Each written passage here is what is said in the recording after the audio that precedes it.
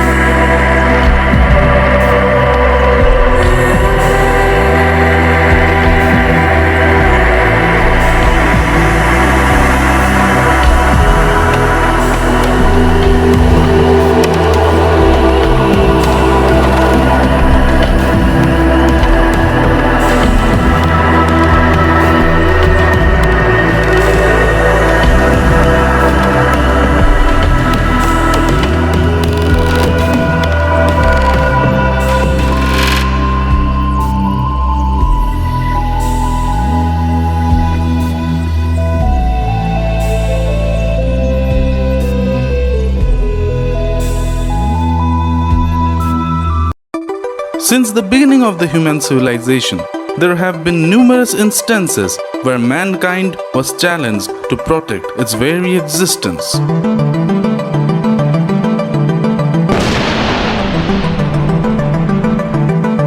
Our ancestors have seen it all.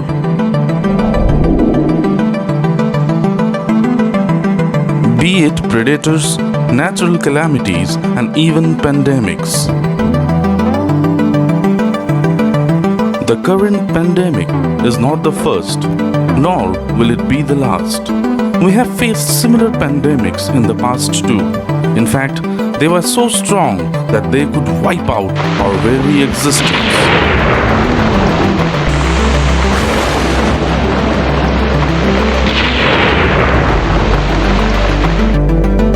All these adverse situations taught us some extraordinary life skills. One of these is sadaachaar or hygienic principles. History repeats itself. Is it possible to save ourselves from the current pandemic by following the age-old principles of sadaachaar? Let's find out.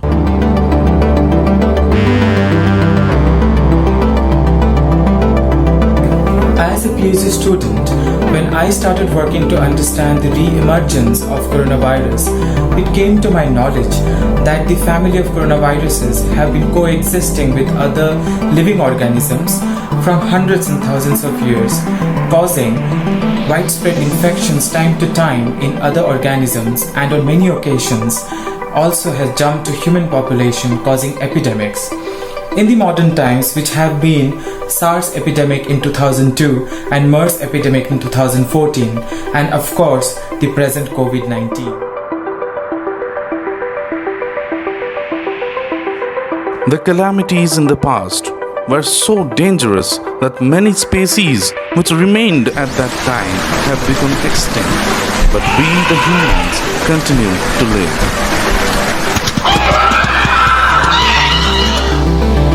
Can the age-old principles of sadaachaar or hygiene be helpful in survival of the mankind? Can we survive the current pandemic by following the principles of sadaachaar devised by the seers and followed by our forefathers? You just talked about the hygienic principles. Yeah. So what all hygienic principles are needed for a healthy life? To know about the hygienic measures to prevent the transmission of this virus, you must be clear on how this virus is transmitted. The disease transmission goes from a cough or sneezing to the surface, to your hand, to your mouth, and that's how you are infected. That's why hand washing is very much important. Washing your hands with plain soap water can kill the virus if it is done thoroughly and often. You should scrub your hand with soap water for at least 20 seconds. Hand sanitizer may be helpful if it contains at least 60% alcohol, but if your hands are dirty or greasy, it cannot kill the virus. So hand washing is better. You should not touch your face with your hands. If you want to touch, please wash your hands before. Cover your nose and mouth with plain cloth or mask. Keep at least 1 meter distance from your nearby person and avoid all kinds of crowd. Isolate yourself if you are suffering from fever, cough and cold. And clean properly or wash properly all the vegetables and fruits before taking. So all these hygienic measures, they are to be practiced not only during this pandemic, rather they should be practiced in our day-to-day life for lifelong if we want to lead a healthy life. In our Aryan or Indian culture, there are many other hygienic measures which are very essential to be practiced in our day-to-day life to lead a healthy life. I would like to mention a few of them, like washing hand or genitally after passing urine, washing properly after defecation, washing hand after touching nose and mouth, not to take the food half-eaten by others, and also not to be involved in taking food many together from a single dish. This can be a dangerous source of infection. Not to use the cloths, the towels, the bed sheets used by others. To keep all the things used in our daily life clean. Over the years, these principles of being and becoming continued to be extinct owing to a number of factors like distortion, cultural conquest, external invasion, and so on. The rishis or the seers of the ancient Indian culture devised many kinds of principles necessary for human survival. These principles of being and becoming came to light with the advent of the seer of the present era, Sree Sree Thakur Anukulchandra. So who is Sree Sree Thakur Anukulchandra and how are his teachings relevant in the present context? Let us find out. It is a tale set in the rural hinterland of Himayatpur by the shores of the river Padma. Legends have it that this was a bedlam of chaos, a terrible place to live in. Murders, arson, rape, pillaging, everything occurred in broad daylight. Not even the colonial masters could reign in the terrible lawlessness that permeated here, where the wilderness of nature competes with the wildness in man. The devil himself shies away from the depraved dealings that occur. It was in such a place that in the year 1888, a child was born in a Brahmin family. A child, after his school studies, he took admission in the National Medical College of Kolkata. He returned home to serve the villagers. While practicing medicine, he observed that the roots of disease lay in the mind, and to cure that, he started the Kirtan era. Thousands of people thronged to him, and Kirtan troops formed all around. He experienced trance states in which he uttered messages that were recorded and published later as Punya Puthi. His disciples organized a Bishwaguru Utsav in 1918, declaring him as the world teacher.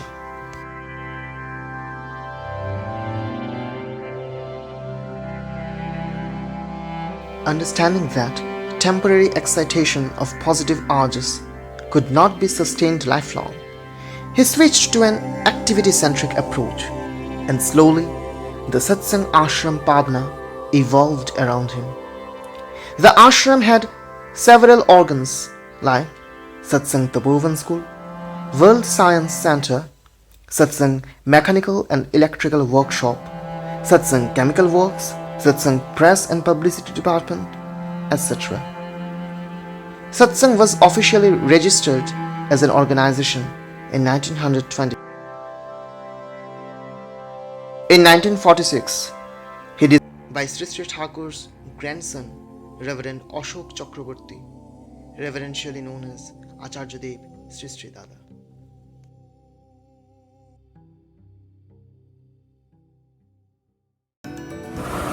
Jai Guru. I am Dr. Ashim Kumar Dhar, working in National Institute of Cardiovascular Diseases and Hospital NICBD in Dhaka city of Bangladesh as an assistant registrar in cardiology department.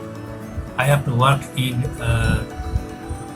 coronary care unit with COVID-19 patients since the month of 2020.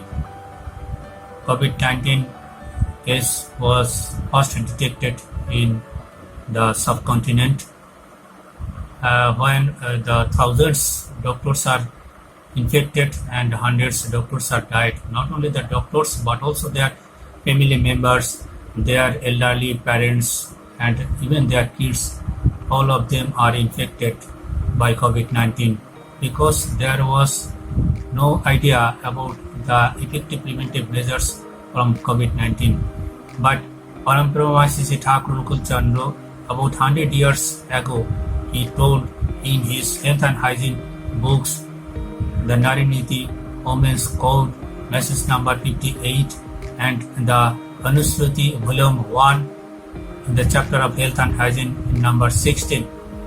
He said about the isolation and quarantine idea, and he told, when you fall in sick, you must be isolated from another to prevent the transmission of the disease, and be conscious in lying, sitting and talking with another because of transmission of disease.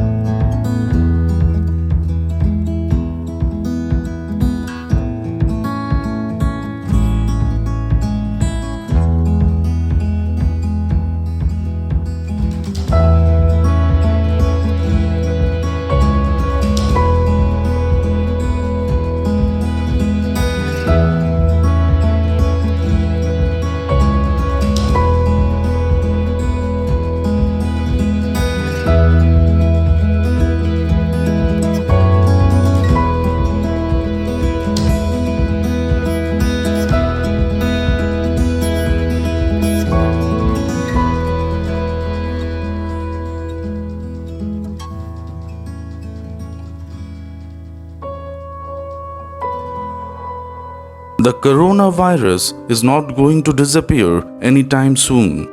We have to live our lives and also be cautious of it. Gradually, we have understood that the only thing which can save us is an age-old survival practice learned by our forefathers, the sadaachaar or the hygienic principles. So what are the factors or practices which constitute the physical hygiene? To wash your hand and feet before entering home from outside. Do not touch your mouth with the glass or bottle while drinking water. Keep in touch with natural light, air and earth. It's very essential to lead a healthy life. And in our Aryan culture, there is a culture to practice fasting at regular interval. This is very good for your health. So all these hygienic measures we should practice in our day-to-day life to lead a healthy life. And these hygienic measures which are being advised by WHO were being practiced in our Aryan culture since 1000 years back. But due to the influence of the modernization in our daily life or due to the influence of Western culture, we have forgotten them. It's time to go back and recapitulate them and practice them in our daily life. Thank you. The principles of physical hygiene involve adjusting and adapting food habits and ways of life as well as conduct, words and behavior in a manner that is conducive for increasing our life urge as well as getting rid of diseases.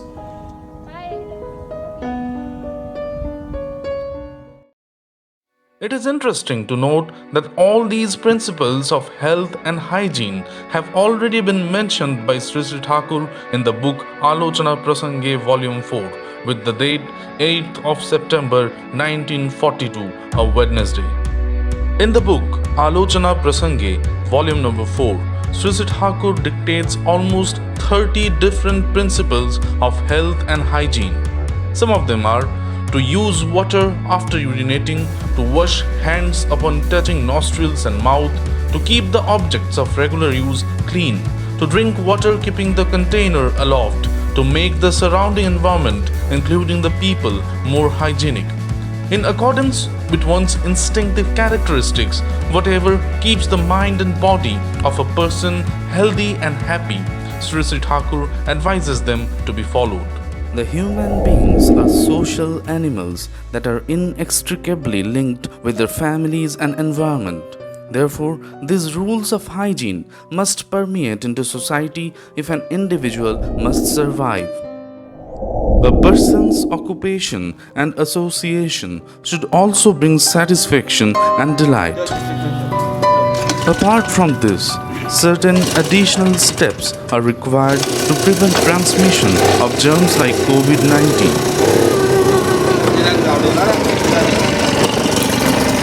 Social distancing, refraining from physical proximity, not to dine or to take food from people whose hygienic principles we are unaware of, are few of the practices that are being prescribed for protection from COVID-19. It is interesting to note that these were already practiced in ancient India. Perhaps the Vedic rishis developed these protocols during an ancient epidemic, keeping in mind that human race will have to face future outbreaks. Despite facing such adverse challenges throughout its history, mankind has survived by learning and adapting to adverse situations. There have been innumerable transformations in our lifestyle, food habits, social participation, and many more. Our ancestors consumed raw flesh, which they hunted themselves. With time, they started roasting it in fire. We started agriculture, understood proper cooking procedures, and learned what is good and what is bad for our health. All these habits and practices which made us survive those dreadful times come under sadaachaar. These simple but powerful habits of sadaachaar have proven crucial for human survival. The Aryan seers were much ahead of their time. The rishis of that era were not just some holy men, they were the men of high caliber and exceptional intellect and scientific insight. It is very much possible that they too might have faced some pandemic and then acquired the necessary knowledge and skills to combat it, which the latter inscribed for future. Of course, in the later times, these practices became a mode of discrimination and were later abolished. But aren't both of it extreme and polarized? Somewhere, as Lord Buddha said, it is in the balance between the two that can lead to a good life. We have to train ourselves with physical hygienic practices with a balanced mental process.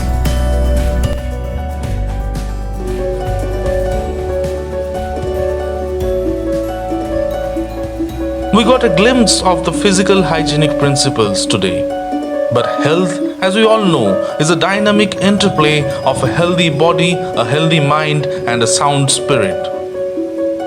In the next episode, we will learn about the principles of mental hygiene and we will be amazed by the wonderful capacity of human mind and its mysteries. Till then, stay healthy, stay tuned, stay connected. Jai Guru, Vande Purushottam.